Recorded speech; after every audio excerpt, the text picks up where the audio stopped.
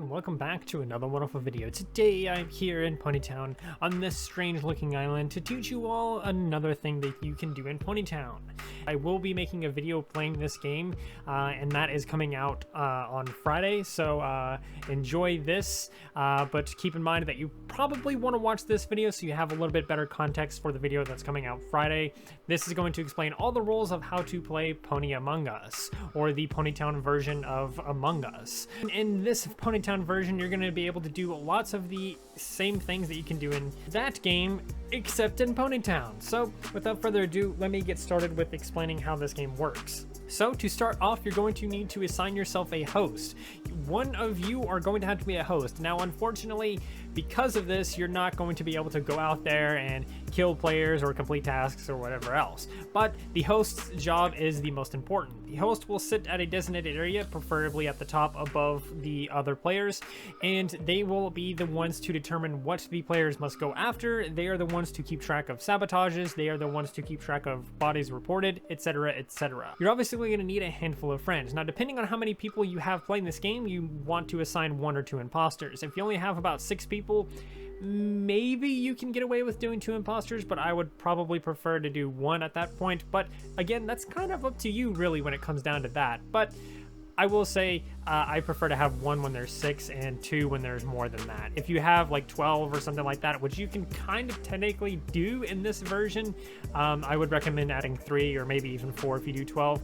But depending on how many players you have, you're going to set up something similar to this. So as you see, I have red, orange, yellow, green, blue, purple, pink, white, and black, and then I have sand and wood. Sand and wood is just something you want to throw on there if you want to add extra 2 players to the game or something like that.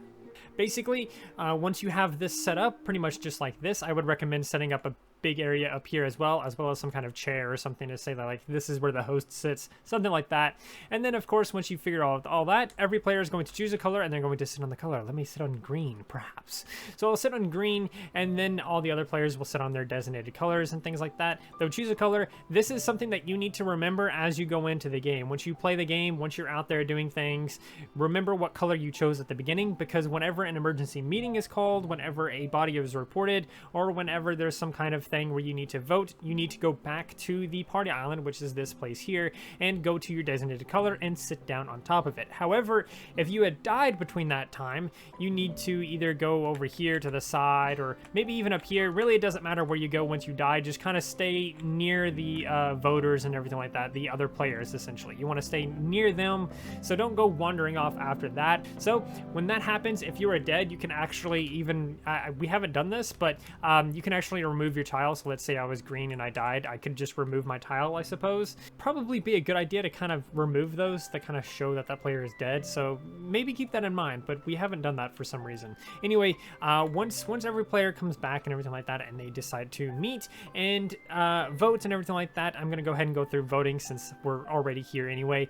To vote in this game, you're going to set a timer on your phone, or you're going to try and keep track in your head or something like that and be like, okay, here's a 2-minute timer to see about voting and everything like that. But voting is pretty simple in this game as well.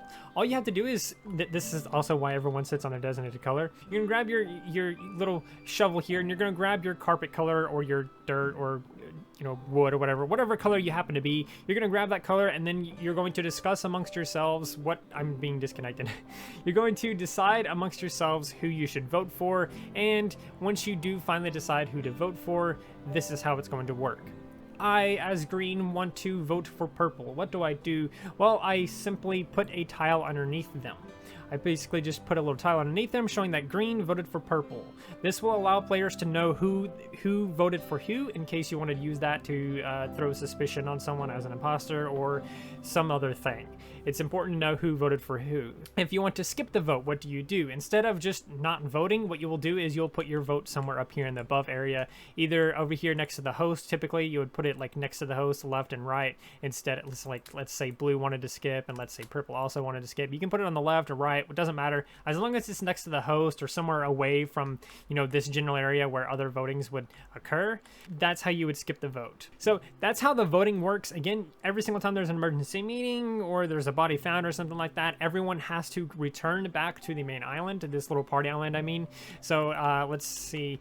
Basically, if you find a body, and that's a thing you can do in this game, in this Ponytown equivalent, you can find bodies. I'll explain that in a moment. If you find a body, you can yell in party chat, "Body found," and then everyone in the party would see that as an alert. The host would alert it themselves if they have to. If you're in party chat or something like that, then that's, if you're in voice chat or something like that, then that's fine. That's normal. Don't have to worry about that. But if you're playing this with randoms or something else, then keep your party chat open during the entire game. That way you can keep track of reports and things like that. So if someone reports something, you know that you go directly back to the party island. During this time, no one is allowed to kill another player or do anything like that, and just anything else. You're not allowed to do anything other than go back to the party island. And once here, you will of course go to your assigned colors, which mine was green, not blue. Once you do that, of course, voting would occur, yada, yada, yada. So let's kind of dial it back to a little bit to the beginning again and kind of start with the beginning. What do you do once you have every player assigned and everyone has their color and things like that? Well, the thing the host will have to do is they will grab themselves a hammer, they'll grab themselves a hammer, open up the tool thing, and grab some things out of here, out of the build menu, and put them above them. So let's say a banana, maybe 2 bananas instead, because why not? A little pony cookie, maybe 2 of those as well, why not? Different things like this, different things that you can find on the main island. And what this is your task list. Tasks will be assigned to all players, and they will be shared amongst all players instead of being separate for everyone. There is technically a way for you to give it to, you know, personal people. So you could be like, okay, this person has this task, and maybe they have to get a lime as well. Maybe they have to get a lime and a cookie, and you can kind of create tasks that way if you want to. But personally, the way we've been doing it and the way that we've done it in the video that's coming out tomorrow, we've just done it to where everyone shares a task and they're all up here above us. So basically, once you get a handful of things up here, I recommend doing quite a bit of things, especially if you have a lot of people. If you have a lot of people, I recommend like tripling up on certain things or doubling up on other things and things like that, like lanterns. Maybe you got to get some lanterns or something like that. Always put a handful on there for each of them if you have a large number of people. If you don't have a whole lot of people, then kind of dial it down a little bit. But something that I do recommend that you add to your task list for basically permanently, like every single time you play, something I recommend you add is the clover, because the clover is a hard thing to find. It will allow the imposters to have a better chance at catching up to the crewmates or your innocents, whatever you want to call them. The clover would obviously represent a 4-leaf clover. And that is another thing that I want to mention here, is that some things have to represent others. Since we can't just place a single rose, you would use a rose bush, and based on the color, that's what color the players would have to find. So if I put a red rose bush here, then the players have to find a red rose. If I put a, let's say, a white rose bush on here, then the players have to find a white rose somewhere on the map and bring it to the host. To complete a task, essentially, you have to go out into the main island, grab those materials, grab those things, and go back to the host and actually give the actual item to the host. The host will then delete it from their list. So let's say you gave me a banana. I obviously accept the banana. I would then delete the banana from this little task list above me. And at any point, anyone can ask the host, hey, what's left, or things like that. If you're in voice chat, this is a lot easier, but if you're not, then just use the party chat and the host will see it. Again, keep your party chat thing open at all times during this mode, and it will be a lot easier for you to play it and stuff. But anyway, you can tell the host or ask the host, like, hey, what's left, what do we need, and the host will of course tell you, and it may take them a minute depending on how much is left, but of course that's just the nature of the game. So the host's job is not done with just assigning tasks by placing things up here. They also must assign the imposters. They are the ones to keep track of that type of thing. So basically the host would sit up here and they would choose 2 names if they're doing 2 imposters, or 3 names if they're doing 3 imposters, and they would whisper to each person that they choose all of the names. That way all of the imposters or all the villains, whatever you want to call them, they know who are who. Like basically if I'm saying, okay, purple, blue, and pink are going to be imposters this round, I would whisper each of them purple, pink, and blue, or whatever their names happen to be. That way each of them know who is their teammates. Meanwhile, everyone else won't get a whisper, and once you're done with that, the host can tell everyone that you're ready, and they of course will disperse across the map. They will leave the party island, they will leave the little party island, and they will hop on this boat here, usually below the game, and they'll run around here and try to find the things on their list. For example, I believe a red rose was on the list, so I'll grab this red rose and I'll run back. I'll try and run back as fast as I can, and of course I will return. Once I'm on the party island, I cannot be killed, and I also cannot kill other players, so you cannot use this to camp or do things like that. Essentially, once that happens and I come back here, I can give it to the host. Let's pretend I'm the host. I just accept it, and of course after that I will grab out my broom and I will delete the little rose bush. And now that the rose bush is gone, that's another task complete. So the imposters have a set number of things they can do.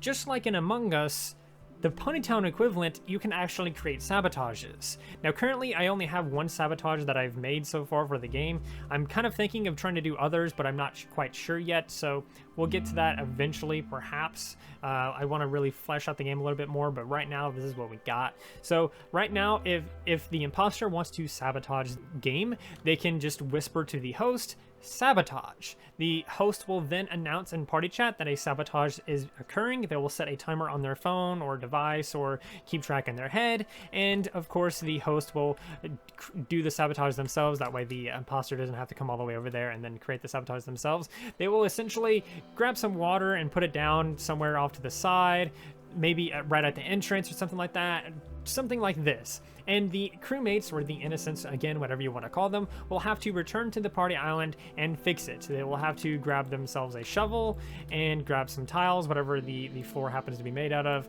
and they'll have to fix all of the things here. And of course, that will fix the issue of the sabotage, and it will be fixed. So that is currently the only sabotage we have.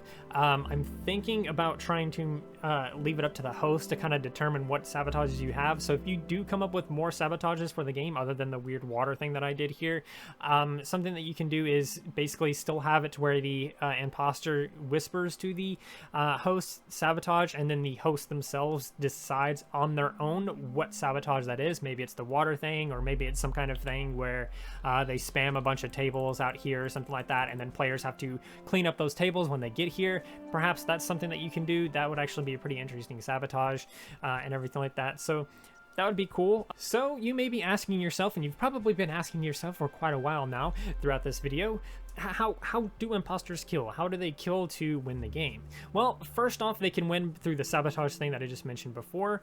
As well, they can win by killing off players. The question is, how do you kill off players? Well, let's go on to the main island here and kind of talk about that.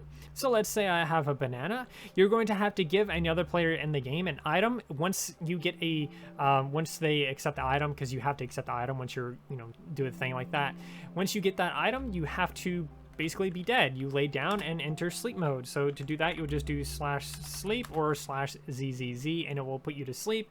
You'll be like that, you'll be fine. And at this point, you're considered a dead body, and someone can come and find you, and then they can report your body. And once they do, the way to report it is to yell out in party chat, body found. Of course, once that happens, everyone knows that they can no longer kill, they can no longer collect whatever they're trying to collect or finish whatever they're doing, and they have to return to the party island.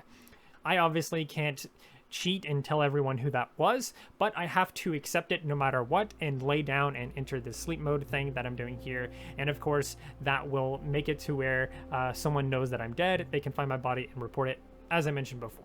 So once a body is found, everyone, including the people that are dead, must return to the party island. If you're dead, go ahead and keep what you're holding, but if you're alive, drop whatever you're doing, drop whatever you have, and return to the island, as you cannot, like let's say you had a clover or a muffin or a banana, something on this list up here. You cannot give it to the host when an emergency is being called. You actually have to drop whatever you're holding. Keep that in mind. That way you can't just, call those kinds of meetings just to deliver things.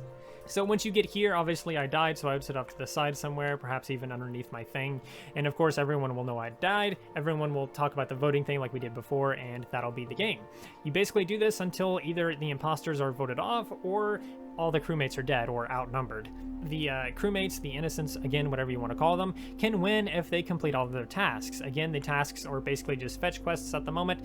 There's kind of technically more ways to do tasks and stuff like that using the party island itself, but that creates issues because it's very easy to determine who is guilty because you can just see a good chunk of the map at any given time. So it's kind of hard to really do that on the party island. However, when it comes to the main island, it's a lot easier because everyone is just spread all over the place. So that is going to do it for the video. I hope that you learned something here. I hope that you enjoyed this, and I hope that you kind of experiment with this and play around with this, because it's pretty fun to play around with this with a group of friends and everything like that.